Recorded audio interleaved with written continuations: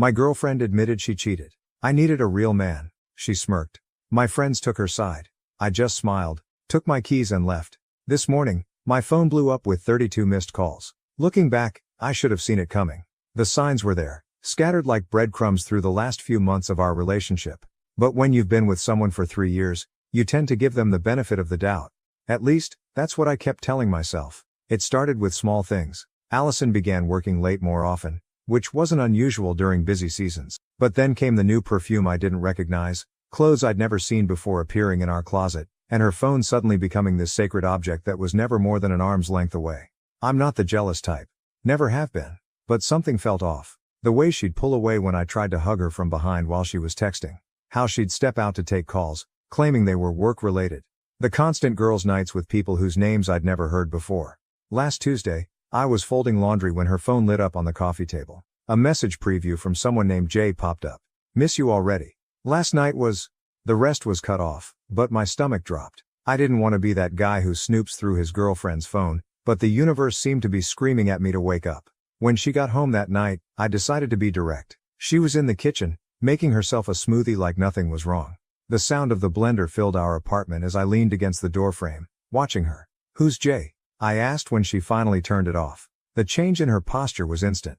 Her shoulders tensed, but then she did something I wasn't expecting. She smiled. Not her usual warm smile, but something cold and almost triumphant. Wondering when you'd finally catch on, Michael, she said, taking a sip from her glass. Jay's my boss. And yes, I've been sleeping with him for the past 2 months. The casual way she said it felt like a slap. No guilt, no shame, just pride?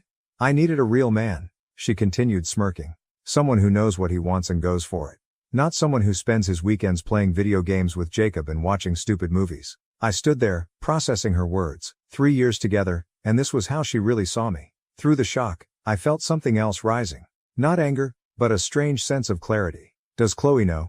I asked, thinking of our mutual friend who'd introduced us. Oh, she's known for weeks. Allison laughed.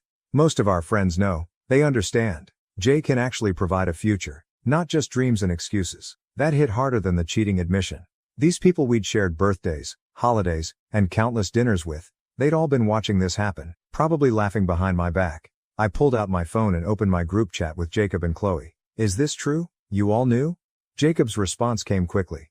Bro, you're great, but Allison deserves someone more established. Don't take it personally. Chloe chimed in. We didn't want to hurt you. But maybe this is the wake-up call you need. I looked up from my phone to find Allison watching me, that same smirk still playing on her lips. She was waiting for the explosion, the drama, the scene she could tell everyone about later. Poor immature Michael losing his cool. Instead I smiled. A real genuine smile that seemed to catch her off guard. Without a word I walked to our bedroom, pulled out my go bag, always kept one packed for weekend trips, grabbed my laptop, and my keys. When I passed through the kitchen again, Allison was staring, her smirk faltering slightly. Where are you going? She demanded. Out, I replied simply. And Allison, keep the apartment. I'm sure Jay can help with the rent. I heard her start to say something as I closed the door behind me, but I didn't stop to listen. My phone was already buzzing with messages, probably from our so-called friends trying to explain themselves. As I drove away I turned my phone off and felt something I didn't expect. Relief. Sometimes losing everything shows you exactly what you never had in the first place. I had no idea where I was going, but for the first time in months I felt like I was heading in the right direction.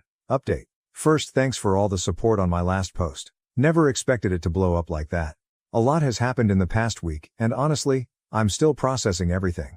I've been staying at this small motel on the outskirts of town.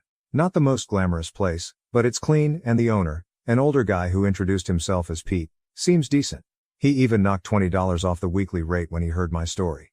Turned my phone back on after 2 days of silence. 32 missed calls, 47 text messages. Most from Allison, some from Jacob and Chloe, and a few from numbers I didn't recognize. But what really caught my attention was the notification storm from social media. Allison had been busy. Really busy. Her Instagram story painted a picture I recognized. Apparently, I was a controlling, jealous boyfriend who monitored her every move. According to her posts, I emotionally manipulated her for years, isolated her from friends and threw a violent tantrum when she finally stood up for herself. Each post had hundreds of sympathetic comments, including ones from people I thought were my friends. The crown jewel, a tearful video where she claimed I had financially abused her by making her split all our bills 50/50 while I hoarded my money. Rich, considering she earned more than me and insisted on that arrangement herself. Then came the text from Gemma, a coworker I've known for years. "Hey, you might want to check your email. Something's going around the office about you." Sure enough, there was a company-wide email about creating a safe workplace environment, with a thinly veiled reference to recent concerning behaviors from certain employees. No names mentioned, but the timing wasn't subtle. I should have been angry. Maybe I should have fought back, posted my side of the story. Instead, I just felt curious. How far would she take this? Pretty far, as it turns out. Yesterday, I stopped by our local coffee shop, the one place I figured would be safe since Allison hated their coffee. Wrong. The barista, who'd always been friendly, gave me this look like I was something stuck to her shoe. Later found out Allison had become a regular there, sharing her survival story with anyone who'd listen. But here's where it gets interesting. While picking up some clothes from storage, I ran into Juliana, Allison's supposed best friend. She looked nervous, glancing around like she was afraid of being seen talking to me. "You need to be careful," she whispered. "Jay isn't just her boss, his wife, she's connected. Like, really connected.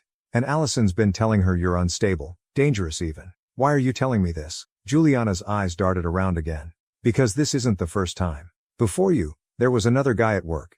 Allison and Jay, they did the same thing to him. He ended up leaving town. That conversation changed everything. I spent the night digging, legal records, social media, anything I could find. Turns out the previous guy existed.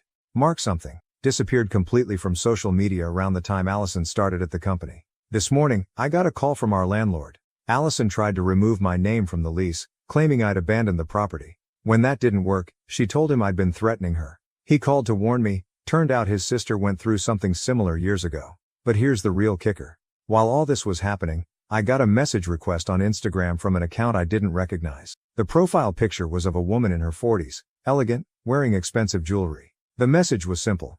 "I believe we need to talk about my husband and your girlfriend. Coffee tomorrow?" It was signed Mrs. J. "I'm meeting her in an hour." Something tells me Allison's real man story is about to get a lot more complicated. The funny thing is, watching Allison spin this elaborate web of lies, seeing our friends choose sides based on nothing but her word, it's actually liberating. Every nasty post, every fake tear, every manipulated story just confirms what I already knew. I'm not losing anything worth keeping. Update 2. Sorry for the delayed update. These past 2 weeks have been wild. That coffee meeting with Mrs. J, game changer. Turns out she's been gathering evidence for months, not just about Allison and her husband, but about a whole pattern of behavior at the company. Remember how Juliana mentioned the guy who left town? He wasn't the first. Mrs. J had documented at least 3 similar situations over the past 5 years. Young employees getting involved with her husband, then helping to push out anyone who might expose them. The difference this time? Mrs. J was done playing quiet. She had texts, emails, expense reports, even security footage from the company parking garage. But she wanted one final piece: public exposure. That's where the annual company party came in. I wasn't planning to attend. Why would I? But Mrs. J had other ideas. Sometimes, she told me, the best revenge is just letting people show their true colors. The party was at this fancy hotel downtown. I arrived late, dressed better than I ever had for these things. The looks when I walked in, priceless. Allison nearly dropped her drink. Jay's face went from red to white so fast I thought he might pass out. But here's the beautiful part. I didn't have to do anything. Chloe approached first, clearly tipsy. "You've got some nerve showing up here," she slurred, loud enough for nearby groups to hear. "After everything you put Allison through." I just smiled. "Everything I put her through? That's interesting. Tell me more." That's when Gemma stepped in. Remember her? My coworker? Turns out she'd been quietly collecting her own evidence. Screenshots of Allison bragging about her conquest in company chat groups. Recordings of her planning how to spin the story with Jay. "Actually," Gemma announced, "I think we'd all like to hear the real story." The next hour was like watching dominoes fall. Mrs. J timing her entrance perfectly, tablet in hand. The projector that accidentally started playing a slideshow of incriminating messages and photos. Allison's increasingly desperate attempts to maintain control of her narrative. But the real show came from Jacob. Good old bros before hoes, except when the hoe might advance my career. Jacob. He'd been filming everything on his phone, planning to show it to Jay later, prove his loyalty or something. Instead, he managed to capture Allison's complete meltdown. "You think you're so clever," she screamed at me. "You and that bitter old woman, trying to ruin everything I've built. Jay loves me. We're going to have a life together." That's when Mrs. J decided to share the cherry on top. Divorce papers, already filed. Turns out Jay had been promising Allison the same future he'd promised those other employees. Same script, different actress. The best part, through all of this I barely said a word. Just watched as years of manipulation and lies unraveled in real time. Juliana, who'd been quiet all evening, finally spoke up. I helped her, she admitted, addressing the now silent room. I helped her destroy that other guy's reputation. I can't do it again. By midnight, the party was effectively over. Allison had stormed out, mascara streaking down her face. Jay was locked in his office with HR. And those friends who'd been so quick to believe her stories, they couldn't look me in the eye. As I was leaving, Mrs. J caught my arm. Thank you, she said, for being the one who didn't run. I drove home to my motel room feeling strangely peaceful. Pete was still up, watching late-night TV in the office. He took one look at my face and grinned. Good night? You could say that. This morning, my phone's been blowing up again. Different tone this time. Apologies, explanations, people claiming they never really believed Allison's stories. Even got a message from Mark, the guy who left town. Apparently, he's been following everything through mutual connections. Sometimes karma doesn't need our help, it just needs an audience. Final update. Well, this is it.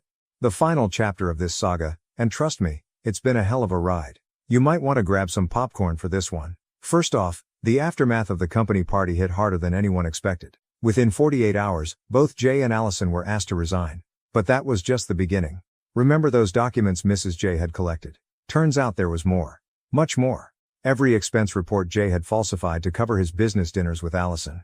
Every email where they plotted against other employees. Every manipulated performance review. She handed it all to the board of directors. The company's legal team moved fast. Really fast. They were less concerned about the affairs and more worried about the pattern of workplace harassment and financial misconduct. Both Jay and Allison are now facing civil lawsuits. But here's where it gets interesting. Remember Mark, the guy who left town? He came back. And he brought receipts, literal and figurative. Turns out he'd documented everything before he left, including the smear campaign Allison and Jay ran against him. He just hadn't known what to do with it all. Until now. Mrs. J introduced him to her lawyer. 3 days later, he filed his own lawsuit. Then something beautiful happened. Other former employees started coming forward, each with their own stories, their own evidence. What started as one scandal quickly became an avalanche. Allison tried to get ahead of it. She posted a tearful video claiming she was the real victim, manipulated by Jay and now being persecuted. That's when Juliana finally grew a spine. She posted the screenshots of their private chats, the ones where Allison bragged about her conquests and planned how to destroy people's reputations. The ones where she mocked her victims. Last week, Allison showed up at my motel. Pete, the owner, called me at work. That girl you told me about. She's making a scene in the parking lot. I took my time driving back. Found her sitting on the hood of my car, mascara streaked, clutching a manila envelope. I have dirt on everyone, she said, trying to sound threatening despite her shaking voice. If you don't help me stop this, I'll release it all. I just laughed. Go ahead, burn every bridge you have left. See how that works out. She threw the envelope at me. Inside were photos, screenshots, private messages, ammunition she'd collected over years of manipulating people. Her insurance policy. I took pictures of every single page while she watched, then handed it back to her. Release whatever you want. But first, look at where your previous schemes got you. The thing about people like Allison. They can't stand when their weapons are turned against them. She tore up the envelope right there in the parking lot, screaming about how we'd all regret this. That tantrum? Someone recorded it. It was all over social media within hours. The final blow came yesterday. Mrs. J's divorce was finalized, and guess what? She got everything. The house, the cars, most of their assets, Jay's golden parachute from the company, gone to pay legal fees, his reputation, destroyed, his future career prospects, let's just say Google is not his friend anymore. As for Allison, last I heard, she's moving back in with her parents in another state. Her social media's gone dark. Those friends who sided with her, they're dealing with their own fallout. Turns out backing the wrong horse has consequences. Jacob tried to apologize yesterday. Sent this long message about how he should have been a better friend. I just replied with a screenshot of his old messages supporting Allison. He blocked me. Coward. Chloe's doing damage control too. She's worried those screenshots Allison kept might affect her own career. I almost feel bad. Almost. Me? I just signed a lease on a new apartment. Got a promotion at work. Funny how removing toxic people improves everything. And yeah, I'm seeing someone new. Taking it slow, doing it right. The best revenge isn't plotting or scheming. It's living well and letting people destroy themselves. But I won't lie, watching it all burn has been pretty satisfying. This will be my last update. Thanks for coming along for the ride, Reddit. Remember, karma doesn't need your help. Sometimes you just need to step back and let people show their true colors.